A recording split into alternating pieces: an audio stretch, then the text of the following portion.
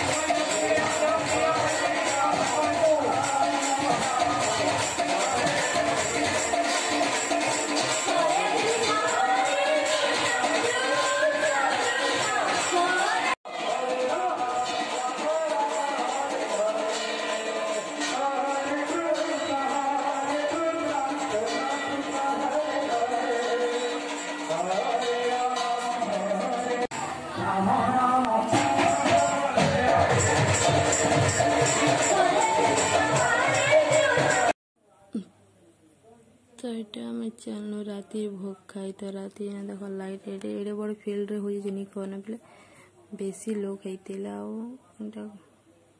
देख केते लोग होते जे मैं टिके टिके ही शूट करी छे बसी करी सबको खावा के दउतिले दाल खट्टा तरकारी भात 4टा ही करिथिले और सब सफिशिएंट दउतिले भल लागुतिला सब किछि मते भल लागला।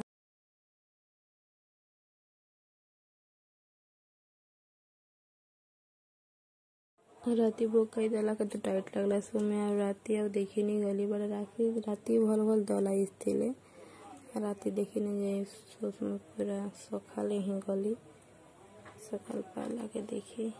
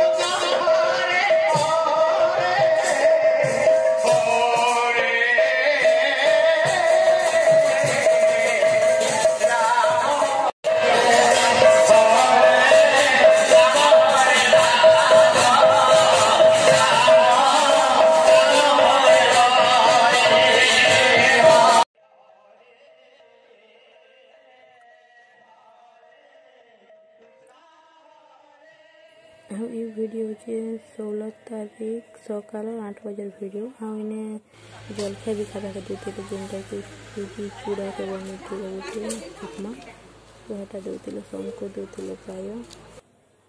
ଦେନ୍ ମୁଇଁ 2 ଦାନା ଚିନି ଆଣିଥିଲି ଆଉ ଖାଇଦେଲି ପୁରା ପେଟେ। ନଗର ଭ୍ରମଣ ତ ଏଇନେ ଚାଲୁଛି, ମତେ କିଏ ଚିହ୍ନିଛି ଯେ ଦାବା ସବୁ ଆମେ ଯାଉଛୁ।